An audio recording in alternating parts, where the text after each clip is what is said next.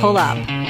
Grab the fuel nozzle and get ready to fuel up on trends and strategies to grow your travel center business in this episode of The Truck Stops Here, brought to you by the NATSO Foundation. Now, here's your host, Amy Toner. Hello and welcome to today's episode of The Truck Stops Here. I'm your host, Amy Toner. You are listening to The Truck Stops Here, the NATSO Foundation's podcast. The NATSO Foundation is the research, education, and public outreach subsidiary of NATSO. This podcast is just one of the many educational tools the foundation creates. Today, my guest is Matt Sargent. He's the VP Loyalty Analytics at NexChapter. Hi, Matt. Hi, thank you for having us. Thanks for coming. So Matt and I met at the NAG conference in Tampa, Florida. And after hearing about him and his background, I just knew we had to have you on the podcast. So we're going to talk about customer experience today. But first, can you tell us about you and your company? And tell us all about you. You bet. So first, I'll talk a little bit about our company. So NexChapter is a modern advisory firm focused on accelerating growth in the convenience ecosystem. So we primarily serve retailers, CPG brands, technology companies who are looking to utilize next generation marketing capabilities to better connect with customers. So my background is really primarily in developing a better understanding of customer engagement with retailers and how retailers can utilize that understanding to innovate their brand experience. I've been able to work with retailers across the board, started with Best Buy and Target, focused on general merchandise. Most recently, though, I've been shifting into the convenience space and was fortunate enough to work with Casey's over the last few years, specifically in the loyalty space. So really have gotten to get to know convenience and what goes into both the customer experience and the overall engagement in that space. Awesome. All right. So customer experience, or CX, what is it? Define it for us. Great question. The customer experience really includes any interaction that customers may have with the brand across all touch points. So it could include the experience they have digitally, such as your app, through advertising at the pump or in the store. It could also be omni-channel, meaning that it could start on the app when they're actually looking to order something and come in to pick it up, and they get gas first and then go into the store. So it could really cross a lot of those different elements and include multiple touch points. Now, I know one of the reasons we're talking about this is because it's more important than ever. Why is that? That's really key. And consumer experience is really accelerating in importance, and there's really three specific reasons. Okay. First of all, convenience is growing. So it's growing and blurring. And what that means is that travel centers and truck stops are competing with new forces. Many retailers are competing in the convenience space. So you think about QSRs and how they're leaning into convenience. Starbucks is a great example. They're really pushing into that convenience space. You think about how easy it is to go into Starbucks and order ahead, skip the line, etc. And so there's obviously a push and pull. And conversely, you have convenience players that are trying to eat into QSRs within the food service space, which we'll touch on. So that blurring means that convenience, whether that's a travel center or a truck stop, needs to be able to think about the broader customer experience and how somebody's relating to them and how they may compare the experience, say, at a Love's compared to a Starbucks. The second issue is the expectations for digital accessibility. So not being digitally accessible really walls travel centers and truck stops off from a large portion of typically very affluent customers. This is a new frontier for the travel industry and the convenience ecosystem in general. So if you look at the convenience, they've gotten into the digital side, but they tend to be somewhat behind the rest of the industry. So they're into it, they're getting into it, but they need to obviously catch up. And so there's areas to catch up and really figure out how to fold that digital experience into the overall customer experience. Lastly, and this is probably the most important, is non-discretionary spending is becoming far more important for the CX and for convenience. Okay. And I'll kind of look at 2 data points. So Casey's just reported their recent same-store sales for the quarter ending April. Prepared foods grew by 9%, where fuel only grew by 1%. Right. So you can tell, what's really happening. And conversely, if you look at McDonald's, their same-store sales are only growing 2%. So clearly there's growth. Secondly, NACS came up with an industry report and said that consumers seeing food options and convenience over QSR, it's increased from 45% of consumers saying they consider convenience as a food option in 2022 to 56% in 2024. So food service in general is becoming far more important for the convenience ecosystem. And this is the corollary, one of the most important components of food service is your customer experience. So really understanding how your food service is folding into that customer experience and what it means for your overall brand is increasingly important. When does it start? Good point. So a lot, you might jump and think that it just starts with the digital experience, and a lot of times it does. But it really starts anytime a customer interacts with a brand. So this could be social, through advertising, in the app, at the pump, in store. The biggest difference, this kind of comes back to the digital side, is that when compared to 5 years ago, there's an expectation that customers will start, or at least will make an appreciation of your brand looking at the digital side. So it can start at the digital side, it can start really in all those sides. The importance is that, again, and I know I'm leaning heavily into this, that digital side, reflects your overall brand values, and it's just not a one-way street. So a lot of people think about brand projection as being how a brand communicates to the customer. The interesting thing about digital, it needs to be a two-way street, in that the customers want to have, ordering, feedback, personalization, preferences. So you need to think about how that two-way street works in how brands are able to receive information from consumers, just not project. Okay. So hopefully we've convinced listeners of the importance of CX. Can you offer some guidance on where to start? Yeah, so I think probably the best way to start, and there's really 3 guidelines on this. And the first is, think about one customer and one journey. And what we mean by that is start with your most important customer, and then start with the most important journey for your brand. So a lot of times a retailer will start and they'll kind of list all these different personas and list all the journeys. And while that's great and ambitious, what happens is it tends to respond with a long list of pain points and moments that matter that's hard to react to. Okay. And so we suggest saying, hey, start with your most important customer, the most important journey to your brand, and work with that and then build out from that.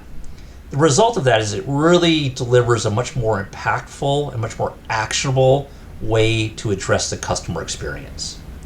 The second point is to interact. To talk to your customers, observe them, really take the time to understand the few moments that really matter in their journey with you. This allows people to uncover which pain points get in the way of the best moments that a customer has with a brand. Thirdly, leverage your employee point of view. So really, make sure you understand what gets in the way of your employees, providing a great experience. Unknowingly, a lot of organizations, tend to set up, processes that may be hindering a great experience. What is the process that NexChapter uses to evaluate CX? We have a 4-step process. Okay. And so the first is, and this reflects kind of one of our first recommendations, is to focus on that most important customer and that most important journey. So we really ensure that the clients are understanding who that persona is and which journeys are most valuable and which journey points are most valuable. Secondly, once we defined that journey, we look at all of the touch points within that journey. That includes obviously the digital, the physical aspects of the travel center journey. What we've done, and this is a little bit of different than a lot of customer experiences, we do this only for the convenience industry. Mm-hmm. And so we have that digital landscape, that physical landscape mapped out, and allows us to more effectively get to a very quick understanding of what's working within a digital and physical landscape and what needs to be addressed. Thirdly, is we take multiple point of views. So we really try to triangulate the brand and customer experience between customers, the frontline employees, and leadership. That's a very effective mechanism to understand really what the brand experience is and what's coming through. So you may have a situation where a leader says, hey, our brand experience is XYZ, mm-hmm. and maybe that's not even getting to the frontline employees, or maybe it's getting to the frontline employees, but it's not getting to the customers. So you understand where the alliances are or the alignments are, and where it's potentially breaking down. Lastly, we combine those three steps and produce an actual purchase journey. Mm-hmm. And this is really the final deliverable, and really what pulls us together is being able to lay out a very defined purchase journey showing where the pain points are and the moments that matter. The key to that is it allows an organization to sit down and really understand and visualize what that customer journey looks like and where the pain points are. And as most of us know, there's a long list of pain points and moments that matter that come from the field. Being able to prioritize that and understand these are the ones that matter is really what makes this sort of tool impactful and effective. Okay. I know you recommend retailers work with NexChapter, which obviously I totally appreciate, but are there any other tools or services that you recommend to evaluate CX? Yes. In the kind of the age we're in, mm-hmm. one of the first one that comes is to leverage loyalty. So for retailers that have a loyalty offering, mm-hmm. that's a great source to start with. And I would always start there. It's a bit of work to be able to get into it, but the great thing about it is those customers are very responsive and want to talk about their experience. Again, this kind of gets back to that two-way discussion. Customers love it when one reaches out and asks, hey, how was your experience? Where can we improve? Mm-hmm. So that's really rich in raw information that can be utilized. A lot of companies will actually incorporate that into a feedback loop with third parties, like an SMG, Medallia. They'll actually help to take that information and produce a process where you can have an ongoing cycle of understanding information and processing it. Some companies also look at social monitoring, mm-hmm. so seeing mm-hmm. what's going on from the aspect of reviews, what people, the pros and cons, customer focus groups, intercepts, looking at the contact center. The contact center is a great early indication of problems. And then lastly, connecting with your front line. So, they're closer to your customer. A great example of that is a company that we worked with created a frontline advisory board, and that engaged store managers to really explain what they were seeing, what was working, and what wasn't. And that really helped leadership of that organization to understand the real issues that were facing the stores and customers. Are there any travel centers or truck stops that you think really excel at CX? Yeah, I think Pilot and Love's are great examples. Mm-hmm. If you look at how their facilities are laid out, mm-hmm. These are entities that are very heavily dependent on the customer experience. When you think about this, really becomes the second home of a lot of these long haul professionals. Mm-hmm. So the facilities, from the showers to the parking to the food service, they've really put a lot of thought into how those elements align. And if you also look at the digital experience, like one thing you'll see is they all start with feel, which I think is brilliant because they understand their place. Obviously, they want to grow in food service, but they understand that their primary role today is feel. So they start with their mobile apps, focusing on feel. They give visibility to fuel pricing by location, so they understand the mindset of the long haul professional. One of the apps has a very easy 1, 2, 3 process. It's you push to activate, you fill to get to your first reward, and then you earn over time. And they really set that out in an easy way to understand that journey and engage that customer, and turn that customer likely to more of a lifetime customer. Speaking of excelling, I'm sure all your clients and customers are just CS experts after they leave you. Can you tell us about maybe a client of yours and what changes they made after you helped them evaluate their CX? Yeah. So we had an extensive review of a customer and really looked at their purchase journey. Okay. And they saw a few specific pain points and some key moments that matter that led to 4 specific changes. The first was their enrollment process. So surveys that we had done and intercepts revealed there were a lot of pain points, and they actually had a lot of loyal customers who weren't using the loyalty program because of the poor process. Okay. The process at that time was in store, so they actually moved it to the pump, or they added the capability to do it at the pump. What was great about that is we just didn't define the problem. We actually worked with them on the optimization, and then we did A/B testing on various solutions. And what's great about that, and this is I think what's really interesting about CX, is we were able to put those implementations or those optimizations in place and see immediate improvements at those stores in terms of signups. And so being able to see that in real time and track it really brings home the importance of CX and how it can have an immediate impact. And that's, of course, the beauty with the frequency of the convenience ecosystem is you can do that, you can do A/B testing, understand where it improved, and this was a huge improvement in seeing loyalty members engage at the pump with the easier process. The second thing they did is they looked at how customers were engaging with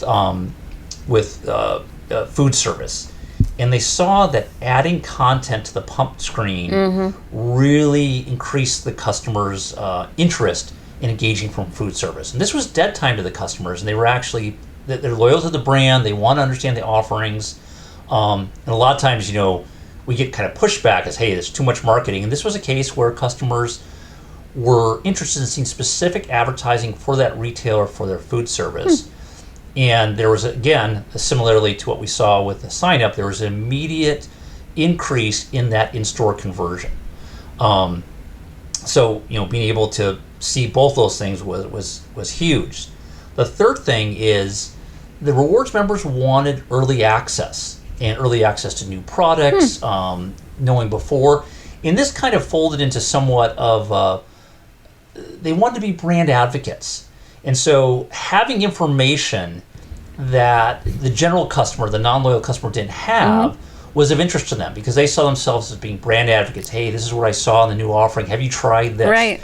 And so this really reinforced, and this was again part of that journey, which until we got into it, was one of the steps of the journey for these customers was being a brand advocate. And this really incentivized and accelerated that process of, hey, I want to tell somebody about this offering that I tried at retailer XYZ. The last was quicker redemption. So the retailer had a fairly long process to get to a reward, and that was frustrating some customers. And so we actually decreased the amount of steps it took. Okay. We also decreased the reward, so it wasn't as big of a award, but it was a shorter time frame, and that really engaged customers because they felt like, hey, I don't want to have to think so long about how I get to this. I'd rather have a smaller reward quicker. And again, in doing the testing, we found that really engaged customers much quicker and kept them more frequent with the loyalty program. Okay, so the NATSO Foundation is all about trends and the future. So I have to ask you my future question, which is any CX predictions that you can see in your crystal ball for the future? So the crystal ball for CX, the first would be personalized promotions. We're headed there very slowly, but I do think that the age of a shotgun style promotion where everybody gets the same messaging is going to shift. It's going to take a lot of investment. It's going to take a lot of connections between CPG brands and other brands to make it happen. But the ability to provide a curated promotion to a customer is coming. And I think that's going to be an important part of CX and an important part of customers feeling that the brand knows them and really can lead them properly versus a shotgun style approach. And I think what we're going to see is that when brands do this, when retailers do this, they're going to see two levels of return on investment. The first is you're going to see CPG brands that want to invest more because loyalty data in that direct engagement with the customer is really the gold standard for CPGs and all suppliers. The second return on investment is you're just going to see higher engagement from the customer. And so when in the past you only had a 5% or 2% redemption rate, you're going to see a 10, 15% redemption rate. Again, this is the crystal ball. Yeah. But that's what we see really driving customer experience is that continuum from a communication perspective that's more personalized than it is today. The second is private label growth. Private label is a great way to reinforce your brand and your brand experience. The challenge, of course, is that a lot of players in the convenience space are small, and how if you're a small retailer, how can you do a private label that's going to scale to your size? But I think that will be a challenge that many will seek out because clearly the benefit of private label in reinforcing your brand and your brand experiences are key. And the last, and I kind of already elaborated, is the food service expansion. If you look at the convenience players today that have food service offerings and make those part of their brand, it's a big differentiator. It's going to be what defines the winners moving forward. So I think those three things you'll see being really the leading elements of CX in the near-term future. Okay, before I let you go, I have to ask you my fun questions, which are very easy. They're just truck stop related. Very easy. Okay, so what's your go-to on-the-road snack? Ooh, I'm a little bit biased, but Casey's breakfast pizza is definitely the top one given my location. Okay. How do you take your truck stop coffee? Primarily sugar, milk with a little bit of coffee. Me too. Okay, do you prefer to ride or drive? Drive. Okay, and if you're stuck in a snowstorm and in a truck stop, how do you pass the time? Let's see, probably chess online. Okay, nice. All right, so how do people get a hold of you? Let's see, they can go to the website, so that is NexChapterinc.com, and that's one T with NexChapter, or just go to Matt at NexChapterinc.com. Awesome. Thank you so much, and thank you to everyone for listening to today's episode of The Truck Stops Here. You can find us online at natso.com/podcast. If you have any questions, if you want to be a guest, reach out to me at atoner@natso.com. Thanks again, Matt. Thank you, Amy. The Truck Stops Here was brought to you by the NATSO Foundation, the research, education, and public outreach subsidiary of NATSO. The Truck Stops Here is produced by the NATSO Foundation in collaboration with Human Factor. Producers are Amy Toner and Darren Schulte.